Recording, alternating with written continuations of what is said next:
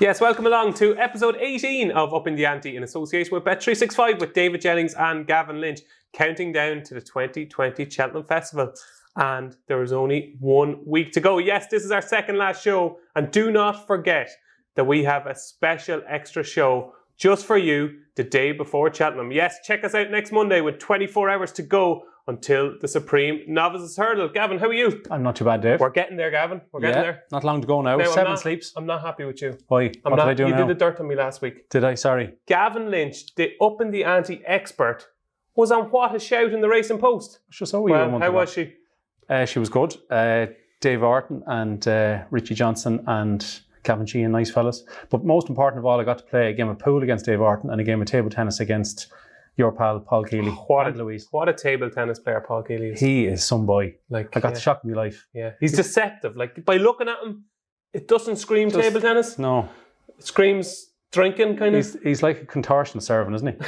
He's brilliant. So and he puts that spin on it. Yeah. I'm the most boring table tennis player ever. All I have is a backhand, so I just frustrate people and just keep hitting it back to you. And then did you win? I was losing 8-2, kept going, got it back to 18-all, 19-all, went 20-19 ahead, choked me head off, and he bet me 22-20. But it was good fun. Lovely office. Lovely office, yeah. And so, go on, tell us now, if you had a choice, What a Shout, Upping The Ante, who is it? Sure, here. Upping The Ante, 100%. You just tell me You just tell me what I want to hear. Yes. And what Upping The Ante viewers want to hear is, how was your punting week? If I bought and sold shares, I would tell you I had a profitable week, and I've decided to reinvest them in future possible growth. Cheltenham. And I won a few quid and I've spent it all in Cheltenham. Okay. So, do you prefer now, when you win money in the lead up to Cheltenham, so you're going in good form, or do you feel like maybe you've used up all your luck if you win in the week before Cheltenham? I'd sooner be winning, really. Puts you under less pressure, doesn't it? It does, yeah. So you're in good, confident mood? Not too bad.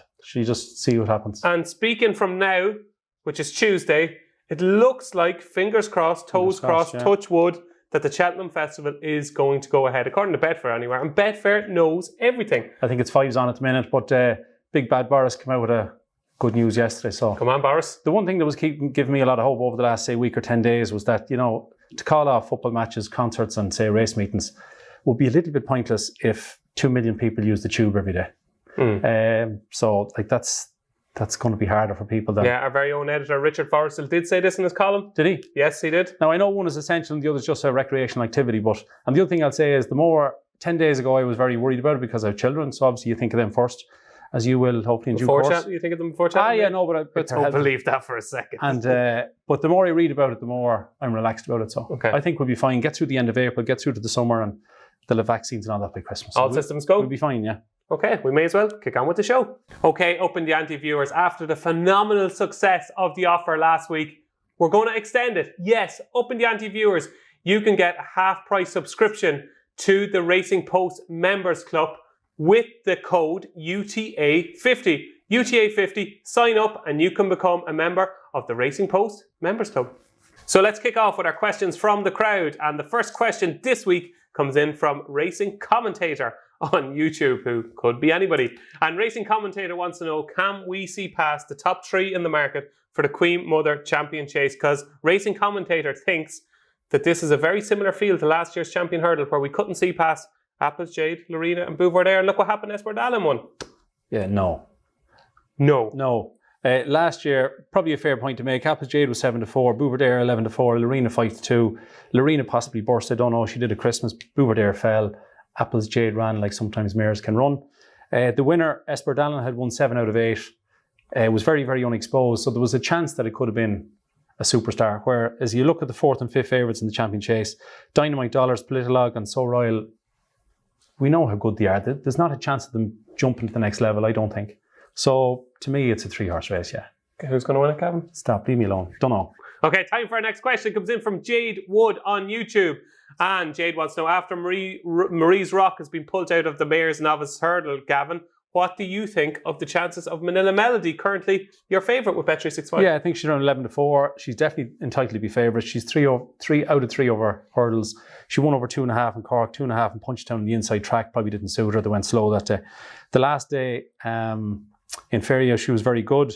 She beat Colreevy by 2.5 lengths. Now she has to carry a penalty for that, so she has to give away £5 in the Mayor's Novice Hurdle. So for people to be aware of that. She did give Colreevy £4. And the other thing I'll say to you, the last day, The time of the race was 4 minutes 30 for 2.5 miles. Exit Pole, who won a good maiden hurdle that day, John Snow and your horse Santa Rosa was in it, and even Linwood Gold, they took 4:08 for 2 miles. So I always work off 15 seconds a furlong, right? So take off 30 seconds because they did a half mile extra. So they did 2 miles in 4 minutes, which is 8 seconds quicker than Exit Pole. Anyway, I'm just saying it's a very fast time. Okay. We got there in the end. Yes. Okay. I had to explain it to you. Okay. But yeah, it definitely deserves to be favourite, yeah. And would Manila Melody be your choice in the race? I'd say so. I think that it turns into more of a staying race every year because it's 2 mile one, 2 hurdles in the last 7 furlongs. With a long straight, they kick on a long way out. So I think the staying race will suit her. Okay, so as you know, it's preview night central at the minute. It's preview nights everywhere. I was on one last week with Mikey Fogarty and David Mullins, and I asked them to rank Willie's mares novices in order. So Mikey went 1 Dolcita, no question, 2 La Marquise and 3 Colreevy. David Mullins went 1 La Marquise, 2 Dolcita and 3 Colreevy. So both of them right out. Look, Willie was first and second last year with 2 outsiders, so you never know. You never know. You never know. There you go. Hopefully that answered your question, Jade. The next question comes in from Kevin Smith on Facebook. And Kevin wants to know, what horse is the worst value at the entire festival and simply cannot win? You're not allowed to say Abracadabras because he's drifted out to a price now, so you have to go for something else. Okay, I'll go for Santini. Okay. Just don't love the horse. Did well to win the last day, I suppose. Was second in last year's RSA. I just think, to me, he's just going to get outpaced at some stage in the race. Now, I'm not saying he can't win. Like Norton's Kind won the Gold Cup in 1990 at 100 to 1, so you can never say never. But if I had to pick one at a short price, it'd be him. Okay, you know what mine is? What? Altior. You're taking him on? I'm taking on Altior, I think. Only because he's 20 out of 20 at the shorter trips. Oh, right. Okay. No, I just think with Altior, I thought the Altior of last year won't win this year's Champion Chase. The Altior of this year, we don't know if he's that much better than the Altior of last year. And I just think with Chacun Persois and Defi Desai, they are a complete different level to your Politologues, your Sco Royals.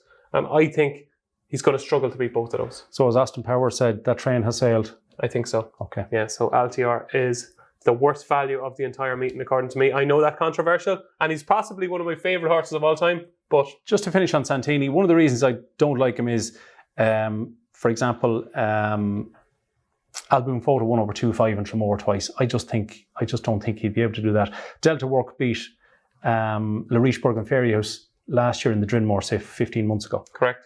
Again, Santini wouldn't be able to do that. Okay, you need a bit of pace. A little bit. Yeah, that's my downfall in football, Gavin. That's why don't have enough pace. That's why you're a goalie. And the last question comes in from Carlo Price on Twitter. Very interesting one from Carlo. And Carlo wants to know, apart from the coronavirus stopping Cheltenham going ahead, what else could ruin your festival? Seconditis. Which is worse, the coronavirus or seconditis? Well, we probably shouldn't be too flippant, but I get seconditis maybe for 1 or 2 weeks a year. I just hope it's not next week. Yeah, it's the worst week to get it. And the other thing is, I'm going to Galway with Neil, Peter and Shawnee, and we'll be playing pool all day long. So if I lose the pool, I'll be getting a bit annoyed. Yeah, there's people watching this now that won't believe you're not going to Cheltenham, but this is your routine every year. We usually go somewhere, yeah. Okay, so it's Galway this year. Yeah, the only thing is that Neil has discovered a new drink in the last couple of months. Go on. Vodka and Iron Brew. Vodka and Iron Brew? Yeah. In the same glass? Yeah, he starts talking Scottish, and then we start drinking it, and then we start, so we can't stop then. You're good at the Scottish accent. All right. Yeah, very impressive. Do you want to do the rest of the show in the Scottish accent? No, I won't, no. Thank God. Let's kick on. Okay, so do we have a treat in store for you? Yes, this is usually the week that was, but Gavin, it's a very short week that was. Yeah, no, there was basically nothing. There was 2 horses I was going to talk about. Saint Sonnet, that won on Tuesday, and also First Flow. They're both 20 to 1, one for the Marsh and the other for the Grand Annual. They both won quite well, so they have a small chance. That's it. So that's it. That's the week that was. Yep. So instead of the week that was, we are going to go through all the handicaps at the Cheltenham Festival. Yes, for the next couple of minutes, me and Gavin are going to dissect the 10 handicaps at Cheltenham, and we're going to give you our selections. So I think that's a good trade-in, the handicaps for the week that was. So we're going to kick off with the Ultima. It's the 3rd race on Tuesday, and it's always a very, very competitive affair. Gavin Lynch, Ultima, first handicap of the week. It's great to get that first handicap winner. What do you like? I'm not sure I'll have a big bet in this now, but I've had a small each way bet on Who Dares wins for Alan King. Vindication looks like standing its ground, top weight of 159, 11, 12. So that means that Who Dares wins off 147, has a lovely weight of 11 stone. Okay. Just be careful with this race. One favourite out of the last 10. So He Who Dares, Rodney. He Who Dares. Okay, the one I'm going to go for here, and it's a tentative vote again, is Mr. Whittaker, who actually was 8-1 co-favourite for the race last year, ran off a mark of 151, lost his front shoe in the early part of the race, ran no sort of race. But he was a strong fancy for the race. He won the Close Brothers a couple of years ago, so he's a good course record. He actually ended up winning at the April meeting as well. And I actually think off a mark of 152, he's actually quite well handicapped, Mr. Whittaker. And a key thing in this race, I went back through recent runnings of the race. Horses who have ran in the race previously and mightn't have won it have a really good record recently. That's like the Grand Annual as well. Yeah, absolutely. Yeah. Beware the Bear ran in the race and ended up winning it a year later. And I just think Mr. Whittaker, if they get him right off a mark of 152, he's 16-1 bet 365. I think he's got a really good chance. I just like going for novices and younger horses. So Who Dares Wins obviously couldn't have ran last year's Ultimate if he's a novice. His 3 chase runs have been over 2-2 and 2.5. He's a very, very good stayer on the flat. He won the Northumberland Plate over 2 mile off 101. Ran the Chester Cup as well, yeah. Yeah, he ran well in that. He was second in that. I just think that 3 miles will really bring out the best in him. So I think he's got a good each-way chance. Okay, Alan King won it before. For bonus points, what was the name of the horse he won it with? Ben Salem. Oh, very good. Yeah. Ben Salem. Excellent. Ben Salem. I wasn't expecting I think he won to it get twice, that. but I'm not sure. Okay. And the second handicap on day one, formerly the Close Brothers, is the Northern Trust Novices Handicap Chase. And both myself and Gavin have really, really strong fancies in this race. I'm going to go first. Go ahead. Hold the note. Hopefully it's a double for Mick Channon and the Radfords. I think hold the note off 145. He's got top weight, but top weights, as we've said, have a really good record in the race. Remember Ballyalton a couple of years ago, personal favourite of mine. I just think hold the note is potentially a bit better than the handicapper. He's off 145, just got outstayed by a strong stayer at Warwick, and loved both his runs over fences in the last couple of weeks. And I just thought that he was going really well when he was basically taken out of the race at Kempton on St. Stephen's Day. And I think he's been laid out for this. So 145, hold the note for me. He's still 10-1, so he's a decent price. Yeah, I still think he's decent value. Hold the note. Imperial Aura is the right favourite, I suppose, 11-2. Second is Simply the Bets. So you played table tennis with Paul Keeley last week. How many times did he mention Imperial Aura? About 14. It's unbelievable. Yeah. You can't have a conversation. What are you having for a drink? I'll have a pint of Guinness on Imperial Aura. You can't have a sentence without Imperial Aura. I think he's backed at every price from 33-1 down. So. Unbelievable. Yeah. I fancy Galvin. I mentioned it here on Upping The Ante before. It's down to 8-1 now. It's in here off 142. It fell at Galway, but it was a kind of a silly fall. It was 4th at Fairy House, 2nd at Salsaretta. I don't think it was knocked about. I'd say this race has been the plan for a long time. And just another one I've had a saver on. I've backed Galvin, but I've had a saver on Trainwreck. It's off 139. It's 14-1. It was second in Leprous on the last day against the more experienced horses. And any second now was third, and he won an ace over 2 miles since. So I think Trainwreck would have a little chance. Okay, so Trainwreck at a big price, but your first choice is Galvin. Galvin, yeah. And for me, it's Hold the Note. So moving on to Tuesday, and of course the first handicap on Tuesday. On to Wednesday. Sorry. Go on, keep going. Okay. Coral Cup. Okay, moving on to Wednesday, and the first handicap on Wednesday is the Coral Cup. And Gavin, we'll start with you here. I'm going to go for Damned Company. Oh, you're even going for the same owner as mine. Last year it was Batman and Robin with William Henry. This year it'll be Batman and Barry. Don't get it. I don't know, I just call him Batman and Robin. Bruce Wayne, he was posh, wasn't he? I think he's posh. Damned Company off 140. It was off for 18 or 19 months. Finished staying on 5th in the Greatwood Hurdle. The last day was over 2.5 mile. Beat Indefatigable. Went up to 140. Yeah. You wouldn't be saying that next Tuesday night. Went up to 140, got up to 142. They appealed that back down to 140 again. Indefatigable has won since. So I think she's got a very good chance. But I'll definitely have a saver on Charles Burns's Those Days Are Gone. He had 2 winners yesterday. It won the Ladbroke Hurdle. He's an incredibly talented trainer, so you just couldn't let him win. Do you know actually a funny story about that horse, Those Days Are Gone? Last week we spoke about the horse, or you spoke about Charles Burns, and I think, you know, what a great trainer he is. And I said, no, Charles Burns won't have a winner at Cheltenham. Those days are gone, right? Yeah. And this fella tweeted me and he goes, love the show, lads. But I completely disagree with your thoughts on Charles Burns. He's still a really good trainer. I can't believe you don't think he is, but he didn't get the joke. It's the play on the horse. If I had to mention a third one, Franco Deport. We'll be here all day.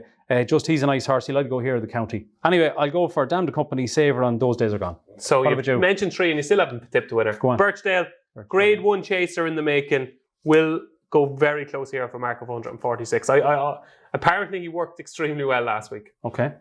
Our Lambourne expert, James Byrne, has been singing about this horse, and I think Birchdale is a grade 1 horse running in a handicap. Okay. So Birchdale for me in the Coral Cup. Of course, Nicky Henderson has a terrific record in the race and won it last year. So hopefully... Just to say to you, 0 out of the last 10 favourites in the Coral Cup. So tough race. Tough race, yeah. Would have been great last year if Wicklow Brave had held on, but he didn't. And moving on to the Boodles Juvenile Handicap Hurdle. Sure, I'm going to have to start here. Go on, you start, yeah. Haramax is my banker of the entire 2020 Cheltenham Festival. I think he is very well handicapped off a mark of 138. I think he's getting better. He's a strong stayer. He jumps well. I think that was a solid piece of form at Naas. The race that Band of Outlaws won last year before he went on to win the Fred Winter at the Cheltenham Festival. He's favourite now, tipped up on the show here at 14-1. He's now around about 5-1. But I think Haramax is going to take the world of beating. Actually, anybody could tip a favourite, Dave. Go on. What are you tipping? I'm tipping 2 in it, but one of them is 40-1. 40-1? 40-1, I don't think you've ever tipped a 40-1 shot. I don't think I've ever backed a horse at 40-1. Mick Pastor has a chance. He's second favourite 8-1. He won in France, ran 2 keen in Cheltenham, won well at Ludlow, settled a bit better. He'd have a chance. He used to give your lad £2. Okay. But the horse at 40-1, I've backed this one actually at 40-1. Is it still 40-1 after you backed it? It is, yeah. They kept the price? They did. They mustn't know you. It's through a friend of mine. Theatre War is in here off 130. Theatre of War. Yeah, Gavin Cromwell's horse. Who owns him? I have no idea. He can't even attend. Do you know why? He's playing in Sawgrass next week. So who owns him? Shane Larry? Yeah. What? Yeah, he's one of the owners. I'm not sure if he owns it all, but he owns some of it on it. Shane Larry owns Theatre of War? Yeah. I didn't know that. I was on a thing last week, bit of a Cheltenham preview thing at Naas.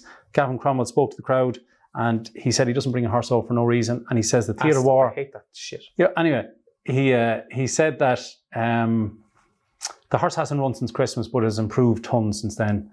And I think it worked at Leopardstown the other day with the good horses, Alpha Mix and Darver Star, and I like the way you're thinking.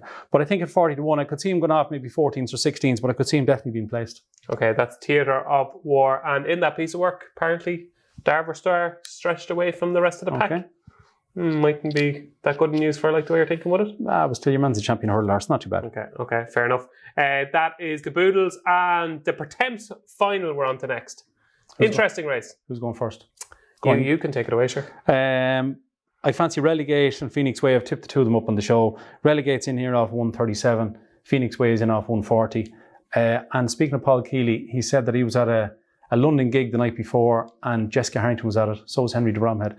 And Jessica is very, very, very bullish on Silver Sheen. So was Robbie Power, yeah. That they took a chance. They said that it would get in off 136, which it will. But she said that it's improved an awful lot since Warwick, so they give it a good chance. Well, on the day Tiger Roll ran at Navan, I was watching the race in the press room with Kate Harrington was watching the race beside me and thought I might catch her on the hop. And I said, do you like any yours for Cheltenham, you know? And I was thinking in my head, please don't give me Super Sunday or something we know. Yes.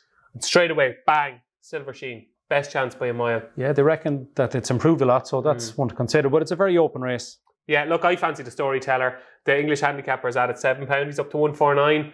But he's the verge of a Grade 1 Staying Chaser. He's won at Cheltenham before. He's been laid out for the race. He crept into sixth at Leopardstown over Christmas. Sire de Burleigh finished sixth in the same race last year.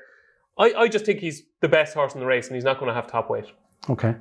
It looks like Ronald Pup might go for the stairs. That means that the weights are going to go up £4. Sire de Burleigh will be top weight. And just what's interesting is that Silver Sheen, even if the weights go up £4, will only have 10-10. So. Okay.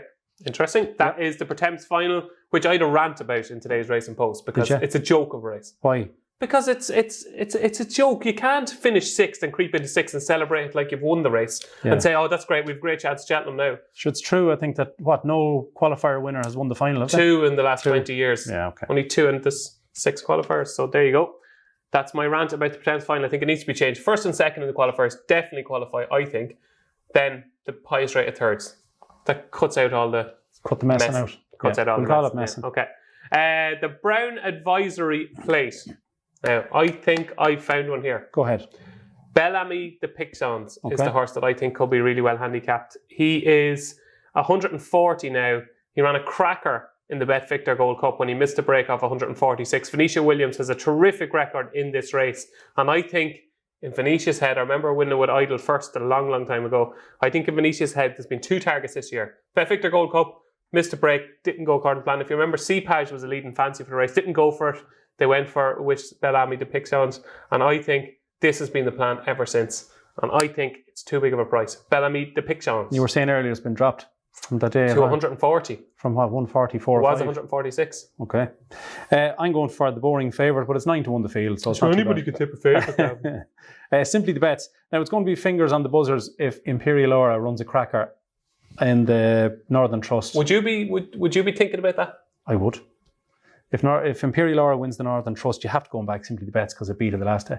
I think it's off, 149, one off 140. It's course and distance. It was the new course. The third horse on the slopes has won since, so I think he's rock solid. Simply the bets, yeah. Okay, simply the bets. He's a novice. I like novices. Simply the bets for you and Bellamy. The pick-ons for me in the Brown Advisory Plate. The Kim Muir, Gavin. Good race for punters. This is the best handicap for punters of the whole lot of them. Oh. Because in the last 10 years, 7 of the winners were either favourite, second favourite, or third favourite. And that's very high for a handicap at Cheltenham because they're so competitive. Good news, because I fancy Daisha Abba, who I think is getting better all the time. Is that about a fella from Waterford who likes Scandinavian music? I don't get that joke at all. Daisha, that's the nickname for Waterford. Oh, sorry, Daisha, yeah. Abba. Daisha, yeah. Go on. And Abba, oh yeah, I get it. Yeah, that's Midland. Daisha Abba, I think, is improving. And these kind of, some of these handicaps, you say horses are laid out and it's plot job. But sometimes horses can just be improving. And he's just improving. I thought he bolted up at Sandown. And I just think he's possibly a step ahead of the handicapper. So I think he's got a great chance. And one at a much bigger price. There is a big handicap sometime in Tower Bridge. He's a Grade 1 winning novice hurdler. He's pulled up the last twice, no? Yeah, he doesn't jump well enough. No, but if he did get into a rhythm on better ground... Don't back Tower Bridge, no. All right, go on. What do you fancy? Not particularly on form, but it's just because of the jockey. Ravenhill, he's 8-1 favourite. I think he'll go off 4 or 5-1 because of Jamie. Jamie has won it 4 times. Not a favourite, yeah. He gave a brilliant ride the other day in Clonmel. He's just a class act. Okay. And because of that, I would have huge respect for Jamie. His form was fine. He was second in the Kerry National in Stole. He fell in the Tri-Town. He's been left off 142. He has to have a decent each-way chance, but mainly because of Jamie. Okay, yeah. Jamie Codd is obviously worth his weight in gold in these amateur races. The next race we're going to look at is the County Hurdle, Gavin. What do you like? I have one for you. Oh. 14-1. Go for it. Aramon. Oh, Willie Mullins, yeah. And I was worried that the ground was going to be soft or soft to heavy, possibly at Cheltenham. But now they're saying there's very little rain coming, so by the Friday it might be good to soft, perhaps. It's in here off 149. It was 5th in the Irish Champion Hurdle. It's 14-1. It was only beaten 8.5 lengths. Willie has done this before. Arctic Fire won it off 158, and Wicklow Brave won it off 138. This lad's in the middle. So I think he's got a good chance. Okay. As you were talking there, I was going, I can't remember what I'm tipping in this race. And I was going through it, and I just remembered at the last minute. Eldorado Allen for Colin Tizard. I think all season in the back of their heads they've been saying to themselves, we could potentially have a champion hurdle horse here. Ran a cracker on his comeback from a mighty long absence at Sandown. And then I just thought it was a funny sort of a race on deep ground at Sandown last time. And he wasn't given a hard time once his chance had gone. He made a mistake at the second last. I think he's better than that. I think he's potentially well handicapped. And he's about 20-1 Bet365. Okay. So Eldorado Allen for Colin Tizard. One of the horse worth mentioning, the County Hurdle. Some of the boys here in the office like it. Soviet Pimpernel off 142 again. He's a novice. Will he run here? He might. Okay, yeah. He'd have a little squeak. I like that. He travels very, very strongly. Yeah, I like that horse. Yep. Yeah, absolutely. That's the County Hurdle. Only 2 more left. Stay with us. Only 2 more left. We're nearly there. The Grand Annual, Gavin. Yes, you go first. Okay, I'll go first. The 2 I like. Breland Das tipped up on the show, 33-1. One of my earlier tips, 33-1. He's now 12-1 with Bet365. Ran 3rd in the race last year. I think he's got an identical profile to Le Parisien, who won the race, having ran in the race the year previously. I think JP likes that in his handicaps. I think he likes to ran in races the previous year. He knows the level that they need to get to. And I think Breland Das, if he goes here instead of the Brown Advisory Place, got a cracking chance. And another horse I put up on my anti-post selections and up in the ante is Lisp, who looks like he's going to go here. He's rated 144. I think he's a good horse, and he'll get the fast pace he needs. He's a good horse. So Breland Das and Lisp will be my 2. Okay. Grenadine is the 6-1 favourite. I think Paul Nichols has spoken about that a few nights in the Cheltenham previews. It's off 150. It looks a lovely horse. But the one I'm going to go for is Eclair de Beaufou, 14-1 shot. It won 11% off 140, got up to 148. The English handicapper has only given it £1. That was an open race against seasoned horses. To me, it won really, really well. It beat one of your horses, Paloma Blue. So I think one of my many, Gavin. Yeah. One of my many. Guilty pleasure, as you call it. But I think Eclair de Beaufou, that was a really impressive performance last day. It's been beaten a couple of times by Notebook and stuff, but that was a good run. I think at 14-1 each way, it's a good chance. Excellent. And we're going to finish off with the Martin Pipe. Now, this was glorious last year for me. Finished early doors, the meeting on a high. Early doors, tipped up on the show at 20-1. Went and won under John Joe O'Neill Jr. And John Joe has been booked for my fancy. What's that? Front View. Yeah, great chance, yeah. Look, Front View, the value is probably all gone at this stage. But eagle-eyed, Up in the Ante viewers will be on at much bigger prices because I tipped them up to win any race. And I just thought that was poke your eye out stuff. I've no eyes left from looking at my Thurles. Yeah. That was really eye-catching. He was second in by Alan. He won a good maiden hurdle in Cork. And like he's getting lumps away from horse in this race. And there is a valid argument to be made for this being the best horse in the race. Well, not lumps now. He's 139 the top. It's not 145. But he's getting 6. 4 or 5. Gavin, I'm just saying. Very picky. Marina didn't get breakfast this morning. The one thing I'll say about the Martin Pipe is that it's turning into literally a grade 2 novice hurdle. Yes. Isn't it? Love it. Not to 145, and basically it's all for novices. Last year, Early Doors was the second season novice, but I'll give you 2. One is St. Roy. Willie Mullins is off 137. It actually doesn't have an Irish rating. It ran in France, ran very badly in Clonmel, was way too keen and jumped badly. The last day was impressive in Tremor, and it beat a horse who's won twice since, Arcadian Sunrise, I think it's called. Yeah, so I have to mention him. Yeah, but I have to have him to mention. I like the way you're thinking. I have to. I just love the horse. After he won in Galway, a friend of mine rang me. That was very impressive. Where'll he run? I said he'll win the Martin Pipe next March. That was July? Yeah. So I backed him. So okay, right. Here's the question for me now. If I like the way you're thinking wins the Martin Pipe, but you have no other winner for Cheltenham, do you make money? I'd probably finish quits anyway. Oh my God. And appreciate that horse is worth 110,000. No, it is not. So your two big ones are I like the way you're thinking and appreciate it. Yeah. Okay. I can't say I'll be cheering them on for you because I'll be backing against them, but the very best of luck with them, Gavin. And you. And that's it. That's our look at the handicaps at the Cheltenham Festival. So now it's time to have a look at our top 10 selections so far. These are what we believe to be our best picks so far and Up in the Ante ahead of the 2020 Cheltenham Festival. So Gavin, we're going to have a look at your list here, and it's headed by, I like the way you're thinking, at 25-1. Not just to win the Martin Pipe in case there's a late decision. You have it to win any race to Cheltenham Festival. 25-1, I like the way you're thinking. Galvin to win the Northern Trust Novice Handicap Chase, 20-1. A Plutar to win the Ryanair Chase, 16-1. To beat Min, yeah. Glorious. Appreciated. 14-1 to win the Champion Bumper. He's the captain of the team. You must be getting giddy. Time Hill to win the Albert Bartlett, 14-1. Were these horses ever these prices? This is unbelievable. Billaway, 12-1 for the Fox Hunters. All Mankind, 7-1 for the Triumph Hurdle. Carefully selected, 6-1 for the National Hunt Chase. Albin Photo, 4-1 for the Gold Cup. And Envoy Allen, 11-4 to win any single race at the Cheltenham Look, Festival. they haven't won yet, but sure, we're in with a good shout. Yeah, I know. It's taking part that counts, and it's finding the value, Gavin. It is. And you have found the value. Well, sure, a bit of it anyway. Yeah, you certainly have. Brilliant selections. That's Gavin's top 10. Take a good look at them, because next year when we come along, we'll hopefully be gloating about one or two of them. Please God. Hopefully, fingers crossed. And my top 10 at the moment, top of the list, price-wise anyway, is Sharjah for the Champion Hurdle, tipped up at 33-1. Itchy Feet for the March Chase, 20-1. It's probably the best pick of either of us was Itchy Feet after winning a 3-run race in Leicester. Yeah. During Christmas, when nobody saw it really. Yeah. I thought that was brilliant. I just saw something, Gavin, you know, when you met Anne-Marie for the first time. Other people mightn't have saw it, but you just saw yourself and Itchy's Feet. Eyes met across a room. We did, yeah. I liked what I saw with Itchy Feet. Aspire Terror, 21 for the Triumph Hurdle. That was looking a bit better before he ran at Dublin Festival, but still not too bad. Holding out 16-1 for the Northern Trust Novice Handicap Chase. The Storyteller at 16-1 for the Pertemps Final. Birchdale 16-1 for the Coral Cup. 14-1 Aramax for the Fred Winter, which is now called the Boodles Juvenile Handicap Hurdle. Lisp to win any race at 14-1. Also Front View to win any race at 14-1. And Min at 8-1 for the Ryanair Chase. Very good list. Yeah, you're proud of that. So Gavin, we've mentioned 20 horses there, right? Yes. Those are our top 10 value selections. How many are we going to get? I was just going to say, if we got 3 each or 4 each, it'd be good, wouldn't it? God, I'd snap your hand off. Yeah, so I was going to say 2 each. I know. Get greedy. Okay, there you go. Go for 3 or 4. Have a good look at them. Those are our top 10 selections on Up in the Ante ahead of the 2020 Cheltenham Festival. So now, Up in the Ante viewers, it is time for our latest instalment of Anti-Post picks for the Cheltenham Festival, which starts next week. Yes, it starts next week. Only 2 selections from myself and Gavin to come. So 1 today and 1 next Monday. Don't forget about our show next Monday. So Gavin, I'm going to go first, okay? I'm going to go for a horse we spoke about earlier on the show. It is Bellamy the Pictons. Yes, Bellamy the Pictons in the Brown Advisory Plate. I think this horse really well handicapped off mark of 140.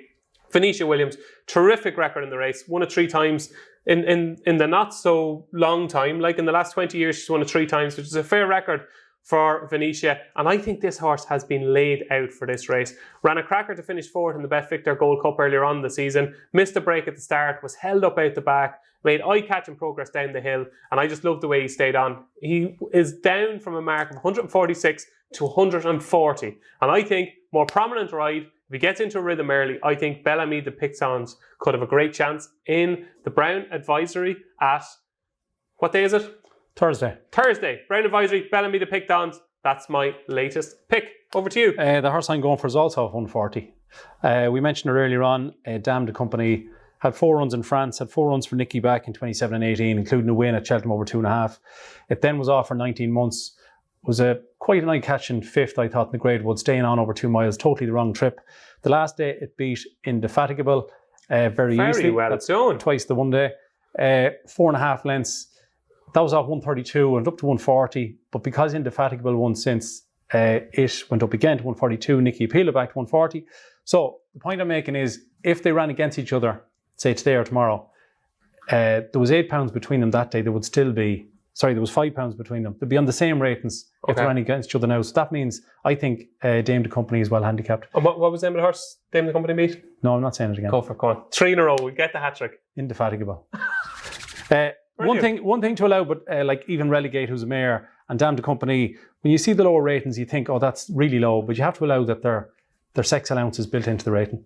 If she was a gelding, she'd probably be off 147. And if she's off 140, she's 14 to 1 each way in the Coral Cup. Have a saver in Charles Burns's, but Dame de Company, I think, is good value. Dame de Company, Gavin Lynch has added to his anti-post list for the 2020 Cheltenham Festival. So Dame de Company and Bellamy the Pictons, myself and Gavin's latest picks for the Cheltenham Festival.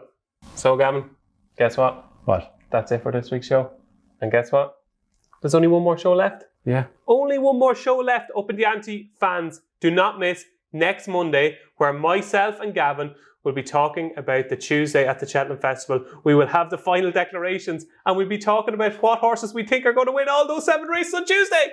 Gavin, I'm so excited. Calm down. Yeah. Do you ever get like me? I will, yeah, next Tuesday morning, yeah. Will you? Yeah, no, I love it. Can't wait. To me, it's the best sporting event of the year. I love the US Masters and various sports, but Cheltenham's the best. Okay. But we'll be back for Upping the Ante viewers on Monday. So you're not done with us yet. You have to look at us one more time. And Gavin, we promise we'll wear... These are new shirts. Well, I wore a checkered shirt because I know you love checkered shirts. So no, I went safe with the baby blue this time. So we'll be back on Monday. But that has been episode 18 of Upping the Ante. I've been David Jennings. He's been Gavin Lynch.